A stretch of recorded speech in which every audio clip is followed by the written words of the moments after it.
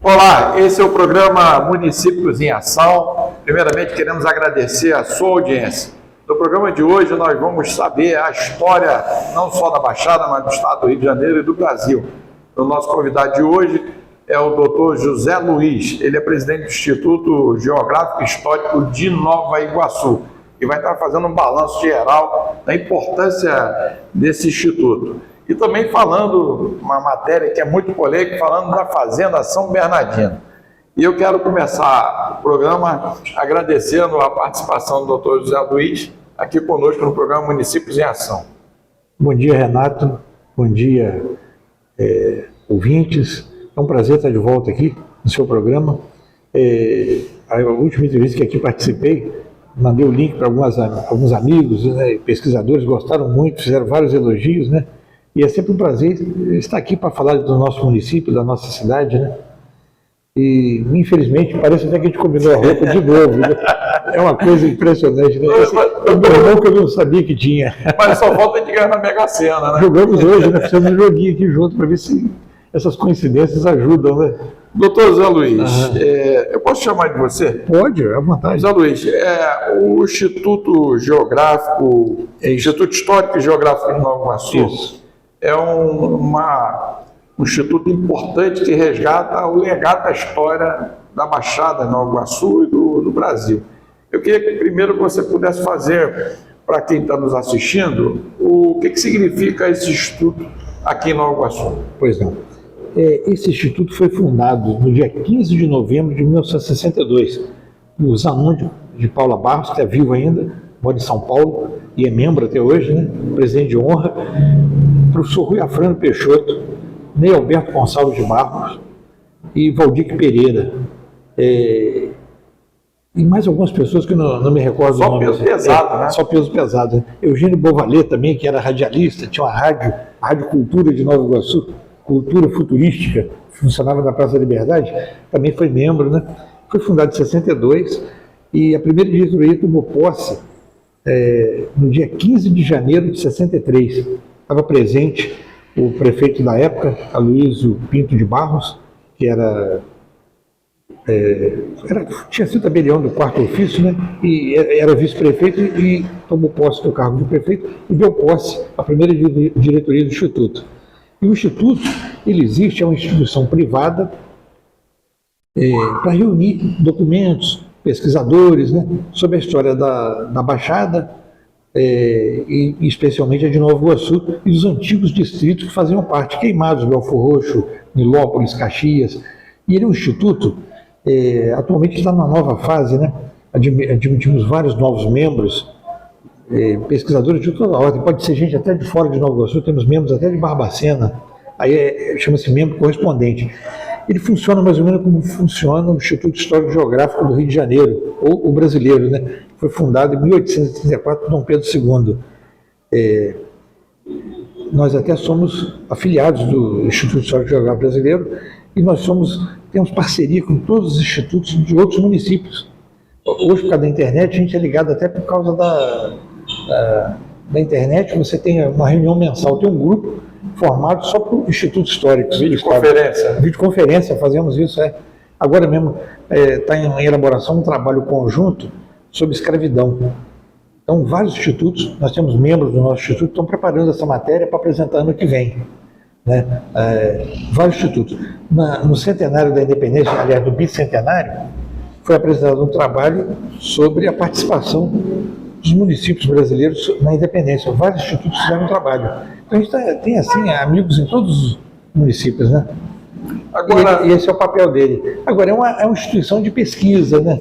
De publicações. Nós estamos preparando, ganhamos aí um prêmio da Lei de Audiovisual, vamos preparar um vídeo sobre a história do Instituto, que ele fez 60 anos esse ano, né? De posse, né? 60 anos, em 63, foi a primeira diretoria. Então nós estamos preparando o material, quando estiver pronto eu vou mandar para você aqui também. Agora, por exemplo, aqui a Baixada Fluminense, também em Nova Iguaçu, ela é muito conhecida pelo acervo. Muitas pessoas tomam conhecimento de novas descobertas. O pessoal fala muito de Tinguá, mas tem a Serra do Vulcão, tem outros acervos.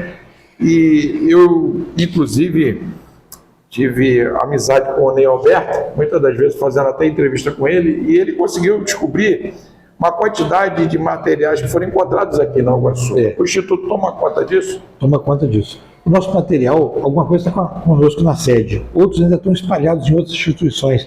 A Unig tem alguma coisa guardada, que o Instituto funcionou na Unig, funcionou no Colégio Rui Afrânio, funcionou no Colégio Leopoldo, né? Paulinho tem muita coisa guardada lá. Eu estou até em contato com a viúva para ver se a gente reúne esse material e talvez até passe a nossa sede para lá. É uma ideia ainda, né? O colégio tem espaço disponível, né? Mas temos muito material ainda. Qual é esse exemplo para quem está nos ouvindo, assistindo? Por exemplo, o que tem assim de uma curiosidade?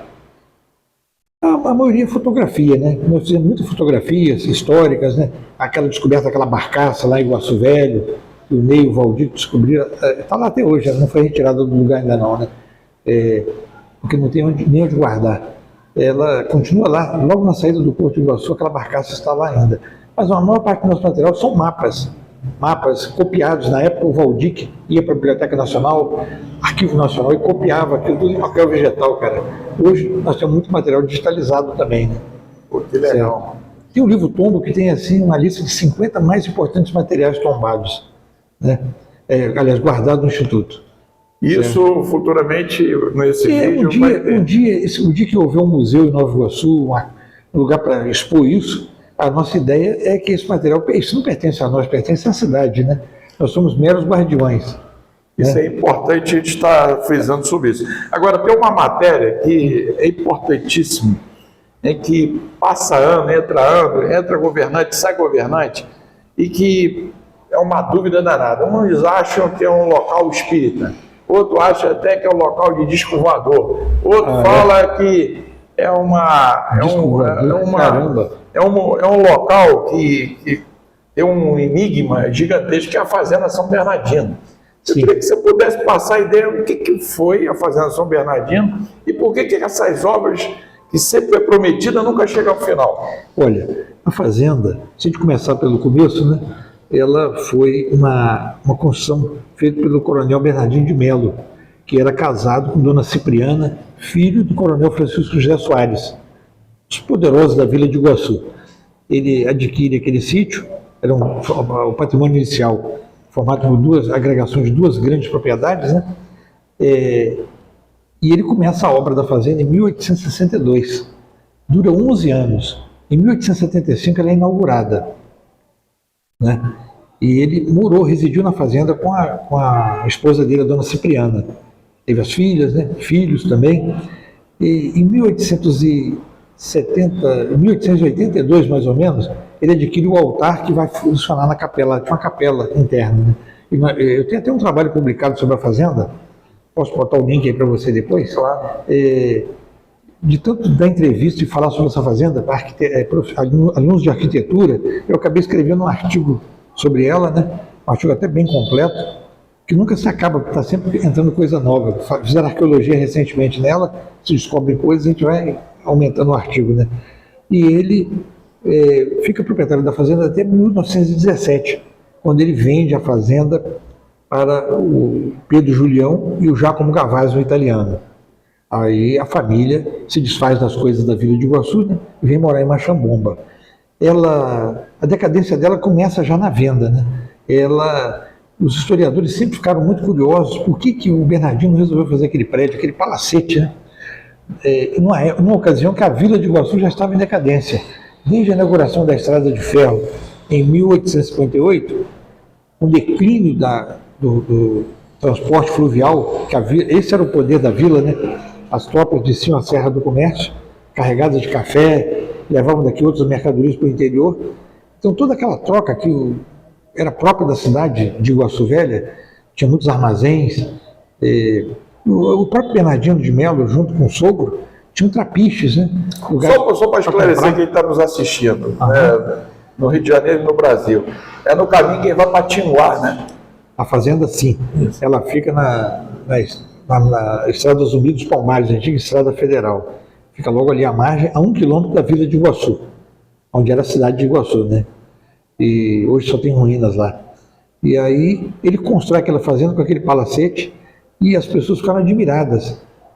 Se todo o comércio já se voltava para Machamboma, onde nós estamos hoje, né? Aqui do nosso lado, Danilo Peçanha, era antigo caminho de Iguaçu.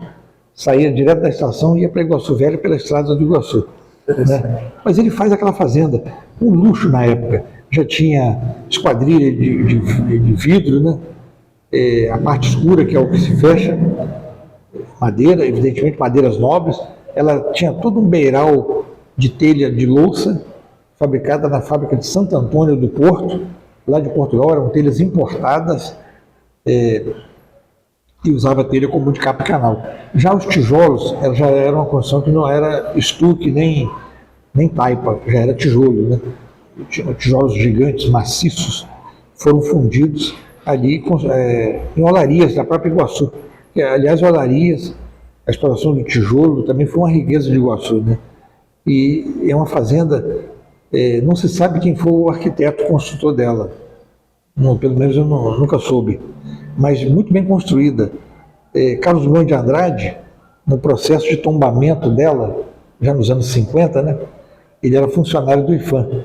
E o Giacomo Gavazzi era o proprietário então da fazenda. Ele lutou muito para que a fazenda não fosse tombada. Ele imaginava que o tombamento levaria à desvalorização comercial dela, né? E ele move um mandado de segurança contra o decreto, contra o ato do IFAM na época. E o Carlos Drummond de Andrade faz um relatório para o IFAM e ele faz uma visita à fazenda. E ele ficou admirado da riqueza de detalhes, né? A beleza construtiva, e ele coloca lá. O relatório dele foi anexado ao processo. É uma peça assim, digna de nota, né? Que o Carlos Drummond de Andrade hoje é um patrimônio nacional também, né? E ela foi tombada. Agora, a questão do abandono, a meu ver, tem a ver com a falta do uso. Ela foi uma fazenda que, no seu apogeu, ela recebeu muitas autoridades, né? O Bernardino usava ela, já era um líder, né? Para fazer reuniões políticas. É verdade que tinha cassino ali no subsolo? Não. No subsolo tinha uma adega. Eu até conhecia essa adega. Um escavado, né? Para poder conservar o vinho, né? Dali partiu uma escadaria toda em pinho de riga, que ia até o terceiro andar, que era iluminada essa escadaria por uma cúpula. Tinha uma cúpula de vidro, né? E no terceiro andar tinha um mirante. De lá você tinha visão nas 4 direções de toda a propriedade, né? E os quartos eram no segundo andar. No primeiro andar eram as alas mais importantes, né? Salão de receber visitas, todo decorado em gesso estuque.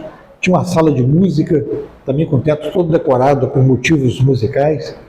Tinha a sala dos cachimbos, que era onde os homens, durante os encontros sociais, iam fumar, não fumavam perto das senhoras, né? Iam fumar nessa sala dos cachimbos. Mas era um ponto para poder ir para Minas? Era uma parada? Não, ele, olha só, ele usava a fazenda como influência social dele também, né? Ele recebia negociantes de café, ele era comprador de café. Então ele comprava café para estocar. Era uma espécie de entreposto? Era um entreposto, é. Ela também explorou canaviais, fabricava aguardente, fabricava tapioca, farinha de mandioca. No engenho dela tem a descrição de todo o maquinismo, né, que era produzir essas coisas, né?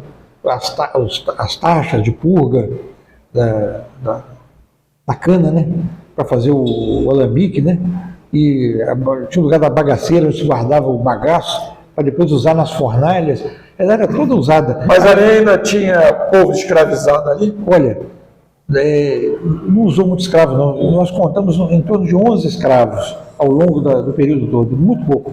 Tanto é que foi feita escavações agora na senzala, e uma teoria que eu tinha, até falo nesse meu artigo, que não havia uma separação para os escravos na hora da comida, por exemplo. A comida que fazia na fazenda era a fazenda dos escravos também. Tanto é que se encontrou um pequeno fogão, que na cara que não era um fogão que dava vazão a uma produção, né? A curiosidade é que na senzala, a ala dos escravos, o chão era de terra batida, né? É sinal que eram escravos bem domesticados, que às vezes quando o escravo fugia, fazia um túnel, né, para fugir à noite. mostrando que o solo de terra batida não havia perigo de evasão, né? Ela tinha cocheira nessas escavações arqueológicas que fizeram recentemente, agora com o Marcos Monteiro, né? Descobrimos lá uma escadariazinha de alvenaria que era para as senhoras montarem a cavalo. Subia 3, 4 degraus, aí subia no cavalo, né? A cocheira, onde guardava charretes, casa de arreios, nós tínhamos tudo isso. Esse é o programa Municípios em Ação e hoje com a participação especial do Dr. José Luiz, ele que é presidente do Instituto Histórico e Geográfico de Nova Iguaçu. Eu vou dar um rápido intervalo só para beber um café, uma água. Voltamos já já para saber mais sobre a Fazenda São Bernardino. Voltamos já já.